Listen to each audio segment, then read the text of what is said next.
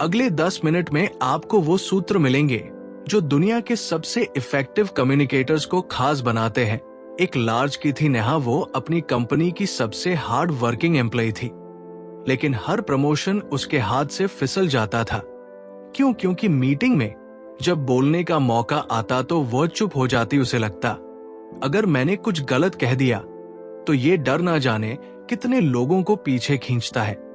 लेकिन एक दिन नेहा ने एक किताब पढ़ी, कम्युनिकेशन स्किल्स, और उसके बाद उसकी जिंदगी बदल गई।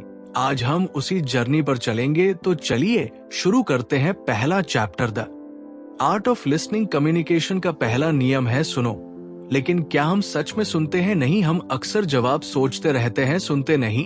एक एक्सपेरिमेंट हुआ जहां 2 लोगों को सिर्फ एक दूसरे को सुनना था। जिसने पूरी अटेंशन दी उसे ज्यादा ट्रस्ट और रिस्पेक्ट मिला। एक्टिव लिसनिंग का मतलब है सामने वाले की आंखों में देखना, बीच में ना टोकना, और बॉडी लैंग्वेज से शो करना कि आप इंगेज्ड। सोचिए, आप कब लास्ट टाइम किसी को ऐसे सुने थे? अब आगे बढ़ते हैं एक और पावरफुल स्किल की ओर। एक बार की बात है, एक लड़का इंटरव्यू देने गया। वह टेक्निकली बहुत स्ट्रांग था, लेकिन जब एचआर ने पूछा टेल मी अबाउट योरसेल्फ, तो उसकी आवाज कांपने लगी, शब्द अटकने लगे। इंटरव्यू खत्म हुआ, लेकिन सिलेक्शन नहीं हुआ। क्यों? क्योंकि कम्युनिकेशन सिर्फ नॉलेज नहीं, कॉन्फिडेंस भी दिखाता है। अब सोचिए, क्या आप भी कभी ऐसी सिचुएशन में फंसे हैं? क्या आपका डर आपके शब्दों को मार रहा है? तो चलिए सीखते हैं। स्पीकिंग विद कॉन्फिडेंस का पहला राज, सेल्फ कॉन्फिडेंस की सबसे बड़ी कुंजी है प्रैक्टिस और प्रेजेंस। बात करते वक्त आई कांटेक्ट रखे, शब्दों को धीरे धीरे और साफ बोले, और सबसे जरूरी साइलेंस से डरिए मत। ऋषि कपूर ने एक बार कहा था, पॉज इज पावरफुल। अगली बार जब आप कुछ कहें तो 1 सेकंड रुकिए, सोचिए और फिर बोलिए। इससे सामने वाले को लगेगा कि आप थॉटफुल हैं। सवाल, क्या आप ऐसे बोल सकते हैं कि लोग रुककर सिर्फ आपको सुने? अब जानते हैं कैसे वर्ड से ज्यादा असर डालती है आपकी बॉडी लैंग्वेज। आपका शरीर आपके शब्दों से पहले बोलता है। आपने देखा होगा, जब कोई झूठ बोलता है तो वो आंखें चुराता है या बार बार हाथ हिलाता है। बॉडी लैंग्वेज आपको इंस्टेंटली रिवील कर देती है। एक स्टडी के अनुसार कम्युनिकेशन में सिर्फ 7% वेट होता है वर्ड्स का, बाकी 93% आता है टोन और बॉडी से। सोचिए, अगर आपकी बॉडी बोले डर और जुबान बोले कॉन्फिडेंस, तो लोग क्या मानेंगे? इसलिए पोस्चर, जेस्चर्स और फेशियल एक्सप्रेशंस पर काम करना कम्युनिकेशन का दूसरा नाम है। एक वक्त था जब सौरभ एक मैनेजर बनना चाहता था, लेकिन उसकी बॉडी हमेशा नर्वस रहती, झुकी हुई कमर, हिले हुए हाथ और कमजोर आई कांटेक्ट। फिर उसने एक छोटा सा बदलाव किया। उसने मिरर प्रैक्टिस शुरू की। रोज 10 मिनट वो खुद से बात करता, अपने हाथों को कंट्रोल करता, मुस्कुराता, और 30 दिन बाद वो कॉन्फिडेंट दिखने लगा। याद रखिए, बॉडी लैंग्वेज मसल मेमोरी से बदलती है। आप जैसा दिखते हैं वैसा महसूस करने लगते हैं। अब चलते हैं एक ऐसे टॉपिक की ओर जो हर इंसान को चाहिए, असर्टिवनेस। असर्टिवनेस का मतलब होता है बिना किसी को नीचा दिखाए अपने दिल की बात कहना। अक्सर लोग 2 एक्सट्रीम्स में फंस जाते हैं, या तो वो दब जाते हैं या अग्रेसिव हो जाते हैं। लेकिन असर्टिव होना मतलब होता है रिस्पेक्टफुली ना कहना आना, जैसे I understand your point but I have a different view. सोचिए, कितनी बार आपने दिल पर बोझ रखकर हाँ कहा है और बाद में पछताया। अब वक्त है बाउंड्री सेट करने का, क्योंकि आप जो अलाउ करते हैं वही कंटिन्यू होता है। एक बार रजत ने अपनी बॉस से ओवरटाइम के लिए ना कह दिया, विनम्र लेकिन दृढ़ता से। बॉस पहले चौकी, फिर कहा आई अप्रिशिएट योर ऑनेस्टी। और यही है असर्टिवनेस की ताकत, वो आपको मजबूती देती है, सम्मान भी। अगली बार जब आपको लगे कि कुछ कहना है लेकिन डर है, उस डर को पहचानिए, डीप सांस लीजिए और काल होकर बोलिए। प्रैक्टिस ये मत कहता कि लड़ाई करो, बल्कि अपनी वैल्यू दिखाओ। अब हम आ रहे हैं उस चैलेंज पर जो हर रिलेशन में आता है, कॉन्फ्लिक्ट रेजोल्यूशन। कॉन्फ्लिक्ट यानी टकराव, चाहे ऑफिस में हो या घर में, अनअवॉइडेबल है, लेकिन ये आपकी कम्युनिकेशन स्किल ही होती है जो डिसाइड करती है कि वो कॉन्फ्लिक्ट बिगड़ेगा या सुधरेगा। एक छोटी सी कहानी, दो कोलिग्स का झगड़ा क्लाइंट के सामने हुआ। दोनों चिल्लाए, ब्लेम किया और क्लाइंट ने कॉन्ट्रैक्ट रद्द कर दिया। अब सोचिए, अगर उनमें से कोई एक काम कहता let's talk after the meeting, तो क्या आउटकम बदल जाता? Conflict resolution begins with listening, understanding and pausing before reacting. जब भी झगड़ा हो, पहला इंस्टिंक्ट होता है खुद को सही साबित करना, लेकिन एक मास्टर कम्युनिकेटर जानता है कि कॉन्फ्लिक्ट जीतने की नहीं, समझने की कोशिश है। अगली बार जब आप बहस में फंसे तो एक सवाल पूछिए, मैं क्या मिस कर रहा हूं? ये सवाल सामने वाले को सोचने पर मजबूर करेगा और बातचीत की दिशा बदल देगा। और जब आप सामने वाले के नजरिए को समझते हैं तो ट्रस्ट बढ़ता है। अब आते हैं उस स्किल पर जो सबका दिल जीत लेती है, emotional intelligence in communication. Emotional intelligence यानी अपने और दूसरों के इमोशंस को पहचानना और मैनेज करना। मान लीजिए कोई आपको गुस्से में कुछ कह दे, आप भी गुस्से में जवाब देते हैं तो बात बिगड़ती है। लेकिन अगर आप रुक कर सोए, ये इंसान इतना रिएक्ट क्यों कर रहा है, तो आप उसका इमोशन समझते हैं और उसका रिस्पेक्ट पाते हैं। एक रिसर्च के मुताबिक हाई ईक्यू वाले लीडर्स अपनी टीम से ज्यादा लॉयल्टी और परफॉर्मेंस पाते हैं। सवाल यह है, क्या आप अपने वर्ड से दिल छू सकते हैं? रिया एक टीचर थी, लेकिन क्लास में अक्सर बच्चे ध्यान नहीं देते थे। फिर उसने एक छोटा सा चेंज किया। वो बच्चों के इमोशन समझने लगी, क्यों परेशान हो, क्या हुआ, और धीरे धीरे बच्चे उसकी बातों को सुनने लगे। इमोशनल इंटेलिजेंस कम्युनिकेशन में एमैथी लाता है और एमैथी कनेक्शन बनाता है। सो नेक्स्ट टाइम जब कोई चुप हो, सिर्फ सवाल मत पूछिए, महसूस करिए।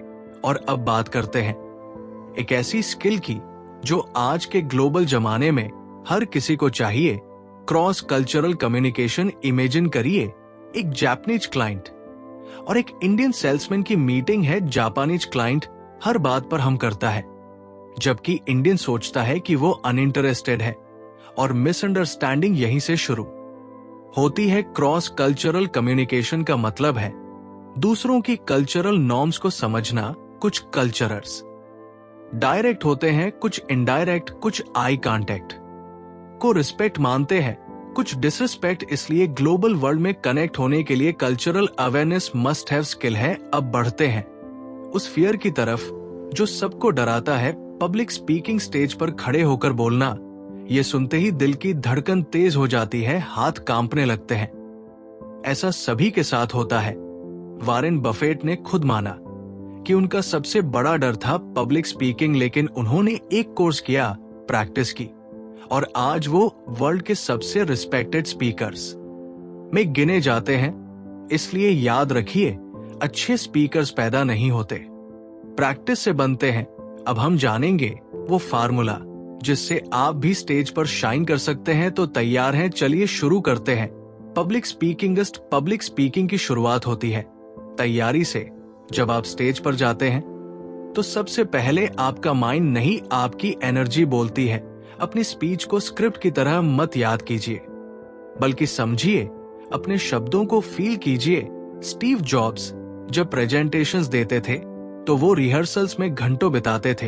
हर पॉज, हर स्लाइड, हर जेस्चर तक तय होता था, और जब वो स्टेज पर आते तो लगता वो दिल से बोल रहे हैं।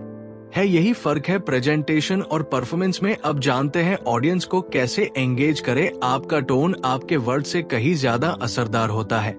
एक सिंपल थैंक यू को अगर आप मुस्कान के साथ कहें तो सामने वाला खुश होता है, लेकिन वही थैंक यू अगर आप बिना एक्सप्रेशन, थके हुए टोन में कहें तो ऑजेट असर होता है। इसी तरह जेस्चर्स, हाथों का मूवमेंट, चेहरा, बॉडी पोस्चर, सब मिलकर आपके मैसेज को ताकत देते हैं। कभी मिरर के सामने प्रैक्टिस कीजिए, एक ही सेंटेंस को अलग अलग टोन और जेस्चर्स के साथ बोलिए। You will feel the difference. अब बढ़ते है रियल लाइफ अभ्यास की तरफ। ऑडियंस को इंगेज करने के लिए जरूरी है स्टोरी टेलिंग। प्लेन फैक्ट से लोग बोर हो जाते हैं, लेकिन एक अच्छी कहानी उन्हें जोड़े रखती है। सोचिए, जब आप किसी दोस्त को कोई मजेदार घटना सुनाते हैं तो एक्सप्रेशंस बदलते हैं, हाथ हिलते हैं, एक्साइटमेंट आती है। वही मैजिक स्टेज पर चाहिए। शुरुआत एक सवाल से करें। क्या आपके साथ कभी ऐसा हुआ है? सवाल क्यूरियोसिटी सोचने पर मजबूर कर देता है। यही है कम्युनिकेशन का powerful loop. Question, excitement, thinking अब आते हैं जेस्चर्स और टोन की ताकत पर काम। यूनिकेशन थ्योरी जानने से नहीं करने से आती है, इसीलिए आज से एक आसान प्रैक्टिस शुरू करें। हर दिन किसी एक नए इंसान से बात करें। दुकान वाले से, गार्ड से, कोलीग से शुरू में ऑकवर्ड लगेगा, लेकिन धीरे धीरे आपके वर्ड्स फ्लो में आने लगेंगे। दूसरा टास्क, एक टॉपिक चुनिए और उस पर 2 मिनट खुद से बोलिए, मिरर के सामने या फोन में रिकॉर्ड करके। Practice builds confidence and confidence builds charisma. अब बात करते हैं टेक्नोलॉजी के जमाने में कम्युनिकेशन कैसे बदला है। आज के समय में हम व्हाट्सएप, जेडएम और ईमेल से कम्युनिकेट करते हैं, लेकिन क्या ये इफेक्टिव है? टेक्स्ट में टोन नहीं दिखती, इमोजीज इमोशंस नहीं दिखाते, एक ओके का मतलब गुस्सा भी हो सकता है और सिंपल एक्सेप्टेंस भी।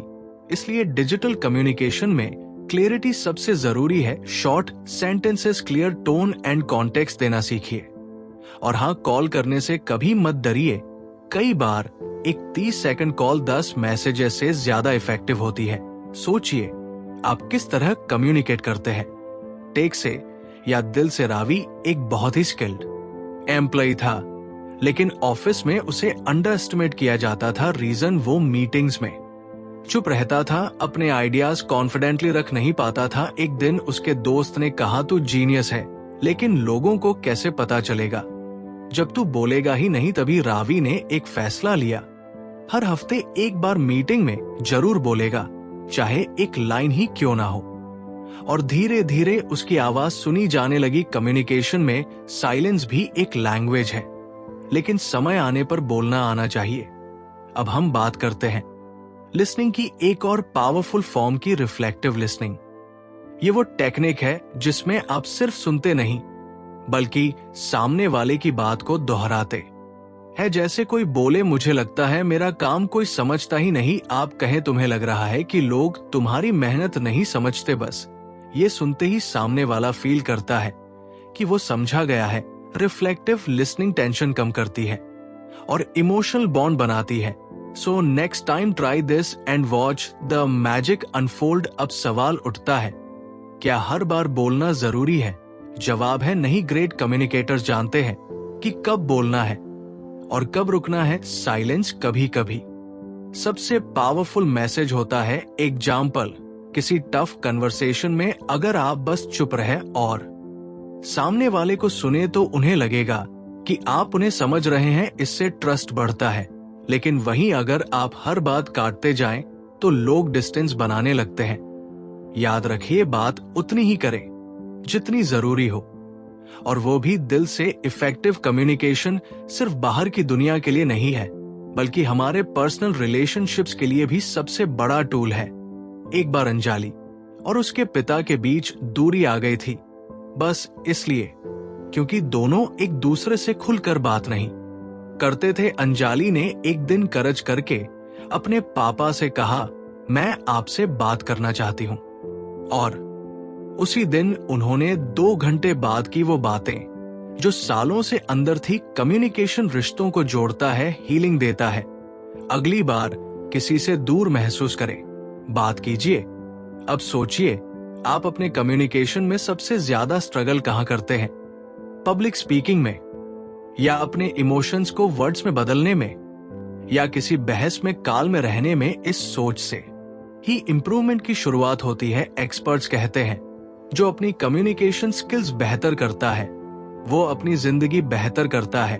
तो क्यों ना आज से कमिटमेंट लें, हर दिन कम्युनिकेशन में 8% बेटर बनने का। अगले चैप्टर्स में हम करेंगे डीप ड्राइव प्रैक्टिकल टूल्स और रियल लाइफ एक्सरसाइज के साथ। क्या आप जानते हैं कि कम्युनिकेशन में सबसे बड़ी ताकत होती है क्लैरिटी? जब आपके वर्ड साफ और सिंपल होते हैं तो सामने वाला कंफ्यूजन में नहीं फंसता। इमेजिन कीजिए, एक बॉस अपने टीम से कॉम्प्लिकेटेड टर्म्स में बात करता है तो वह समझ नहीं पाते और मिस्टेक्स होती है, पर अगर सेम बॉस क्लियर सीधे लैंग्वेज में बोले तो सब कुछ स्मूथ चलता है। क्लैरिटी की प्रैक्टिस करें, अपनी बात को छोटे सेंटेंसेस में कहें, अननेसेसरी वर्ड्स हटाएं। यही स्किल आपको एक बेहतर कम्युनिकेटर बनाती है। रमेश ने अपने बिजनेस में एक बड़ा मिस्टेक किया। उसने अपनी टीम को अनक्लियर इंस्ट्रक्शंस दिए, काम अधूरा रहा, डेडलाइंस मिस हुई और टेंशन बढ़ा। फिर उसने सीखा इफेक्टिव कम्युनिकेशन में फीडबैक देना। इक्वली इंपॉर्टेंट है, जब भी बात करें ये पूछें, क्या आपको मेरी बात समझ आई या क्या आप कंफर्टेबल हैं ये टास्क करने में। ये सिंपल क्वेश्चंस कम्युनिकेशन गैप को बंद करते हैं। फीडबैक लूप बनाएं और देखिए टीम वर्क कैसे बेहतर होता है। क्या आप जानते हैं कम्युनिकेशन में टोन सिर्फ फेस टू फेस ही नहीं बल्कि ईमेल्स, मैसेजेस और कॉल्स में भी दिखती है। एक सार्कास्टिक ईमेल से ऑफिस पॉलिटिक्स बढ़ सकती है और एक रिस्पेक्टफुल रिप्लाई से रिश्ते मजबूत। इसलिए डिजिटल कम्युनिकेशन में एक्स्ट्रा ध्यान दें, इमोजीज और पंक्चुएशन का सही इस्तेमाल करें ताकि आपके इमोशंस सही तरीके से समझे जाएं। टेक्नोलॉजी ने कम्युनिकेशन आसान किया है, लेकिन सेंसिटिविटी और रिस्पेक्ट देना भी जरूरी हो गया है। अब बात करते हैं नॉन वर्बल कम्युनिकेशन की। आपके वर्ड से ज्यादा असर डालते हैं आपके बॉडी लैंग्वेज, फेशियल एक्सप्रेशंस और आई कांटेक्ट। कभी सोचा है जब कोई आपकी बात सुनते हुए आंखें नहीं मिलाता तो आप कैसा महसूस करते हैं? यही कारण है कि successful communicators eye contact maintain करते हैं, ओपन पोस्चर रखते हैं और पॉजिटिव एक्सप्रेशंस दिखाते हैं। अगली बार बातचीत में ये छोटी छोटी चीजें जरूर ध्यान रखें। ये आपके मैसेज को 10 गुना प्रभावशाली बना देंगी। एक रियल स्टोरी बताता हूं। समीर ने अपनी पहली प्रेजेंटेशन में इतना नर्वस था कि वो बार बार अपनी नोट्स देख रहा था, लेकिन एक मेंटोर ने उसे एडवाइस दिया, स्टेज पर आत्मविश्वास दिखाने के लिए अपनी बॉडी लैंग्वेज पर ध्यान दो, सीधे खड़े रहो, ऑडियंस को देखो और जेस्चर से अपनी बात को जोर दो। समीर ने प्रैक्टिस की और अगली प्रेजेंटेशन में उसकी कॉन्फिडेंस देख सभी इंप्रेस्ड हुए। यही है कम्युनिकेशन का सीक्रेट, प्रैक्टिस, अवेयरनेस और ऑथेंटिसिटी। क्या आपने कभी ध्यान दिया है कि कम्युनिकेशन में पॉज कितनी ताकत रखता है? जब आप बोलते हैं और बीच में डेलिब्रेट पॉज लेते हैं तो आपके शब्दों का प्रभाव बढ़ जाता है। इमेजिन करिए, मार्टिन लूथर किंग जूनियर ने अपनी फेमस स्पीच में I have a dream phrase bar bar pause के साथ दोहराया, जिसने लोगों के दिलों में गहरी छाप छोड़ी। पॉज सुनने वालों को सोचने का मौका देता है और आपकी बात को एम्फसाइज करता है। अगली बार बोलते समय इंटेंशनल पॉज जरूर आजमाएं। असर्टिवनेस की सबसे बड़ी चैलेंज होती है सही बैलेंस बनाना। कभी कभी लोग डरते हैं कि अगर वे असर्टिव होंगे तो सामने वाले को नुकसान होगा या वो नाराज हो जाएंगे, लेकिन सही असर्टिवनेस से आप न केवल अपनी बात रखते हैं बल्कि सामने वाले के फीलिंग्स का भी सम्मान करते हैं। सोचिए, अगर हर कॉन्वर्सेशन में आप खुद की वैल्यू बताएंगे और दूसरों की भी सुनेंगे तो कितनी पॉजिटिव रिलेशनशिप्स बनेंगी। इस बैलेंस को सीखना हर सफल कम्युनिकेटर की निशानी है। एक बार नेहा अपने बॉस से प्रमोशन मांगने गई, लेकिन नर्वसनेस के कारण उसकी बात अधूरी रह गई। मेंटर ने उसे बताया, असर्टिवनेस कम्युनिकेशन का वह पहलू है जिसमें आप अपने नीड्स और बाउंड्रीज को क्लियरली और रिस्पेक्टफुली व्यक्त करते हैं। असर्टिव कम्युनिकेशन पैसिव या अग्रेसिव नहीं होती बल्कि कॉन्फिडेंट और एमेथेटिक होती है। नेहा ने सीख लिया कि ना कहना भी कम्युनिकेशन का हिस्सा है। क्या आप अपनी असर्टिवनेस को बढ़ाने के लिए तैयार हैं? कॉन्फ्लिक्ट रेजोल्यूशन में सबसे जरूरी होता है प्रॉब्लम को व्यक्ति से अलग करके देखना। बहुत बार हम अपने ईगो के कारण डिस्कशन को पर्सनल बना लेते हैं, जिससे बात और बिगड़ जाती है। इमेजिन करें, दोस्त किसी मिसअंडरस्टैंडिंग की वजह से लड़ रहे हैं। अगर वे अपने गुस्से को छोड़कर समस्या पर ध्यान दें तो समाधान आसानी से निकल सकता है। इस तरह के आप रोज से कम्युनिकेशन में क्लैरिटी आती है और रिलेशनशिप मजबूत होता है। क्या आप तैयार हैं अपने कॉन्फ्लिक्ट्स को दोस्ताना हल करने के लिए? एक क्लाइंट मीटिंग में अर्जुन को पता चला कि क्लाइंट उसकी सर्विस से संतुष्ट नहीं है, अर्जुन ने डिफेंसिव होने के बजाय कामली क्लाइंट की बातें सुनी और कहा, मैं आपकी चिंताओं को समझता हूं, चलिए मिलकर सॉल्यूशन निकालते हैं। ये काम एटीट्यूड और ओपन कम्युनिकेशन ने क्लाइंट के दिल में ट्रस्ट बढ़ाया। कॉन्फ्लिक्ट रेजोल्यूशन सिर्फ लड़ाई को खत्म करने का नाम नहीं, बल्कि एक नए समझौते की शुरुआत है। क्या आप तैयार हैं अपनी कम्युनिकेशन को नेक्स्ट लेवल पर ले जाने के लिए? इमोशनल इंटेलिजेंस या ईक्यू कम्युनिकेशन की वो ताकत है जो हमारे शब्दों से भी ज्यादा असर डालती है। राहुल की कहानी सोचिए। एक स्ट्रेसफुल मीटिंग में उसने गुस्सा होने की बजाय कामली सिचुएशन समझी और रिस्पांस दिया।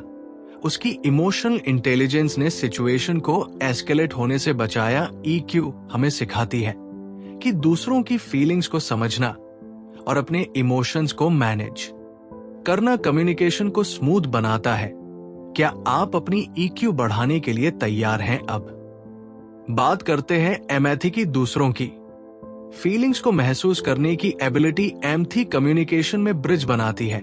जब आप सामने वाले की बात को उनकी नजरों से समझने की कोशिश करते हैं तो आपकी बातों में जादू आ जाता है।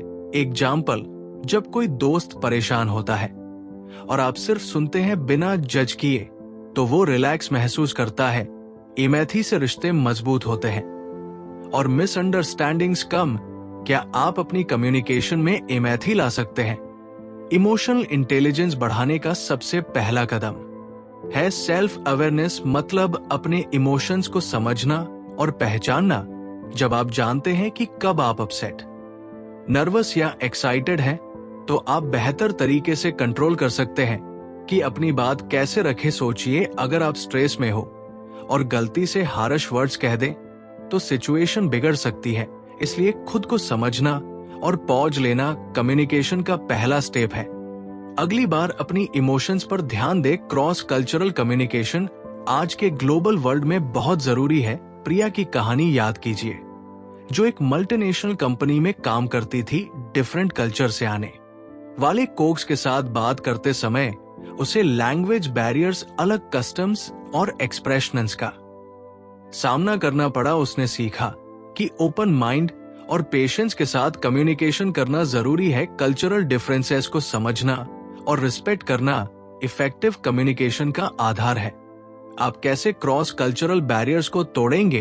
पब्लिक स्पीकिंग में सबसे बड़ा डर होता है फियर ऑफ जजमेंट, लेकिन सच ये है कि ज्यादातर ऑडियंस आपकी गलती नहीं देखती, वे बस आपकी कहानी सुनना चाहते हैं। सोचिए, जब आप किसी फैमिलियर टॉपिक पर बात करते हैं तो कॉन्फिडेंस बढ़ जाता है। प्रिपरेशन, प्रैक्टिस और पॉजिटिव माइंडसेट से फियर खत्म हो सकता है।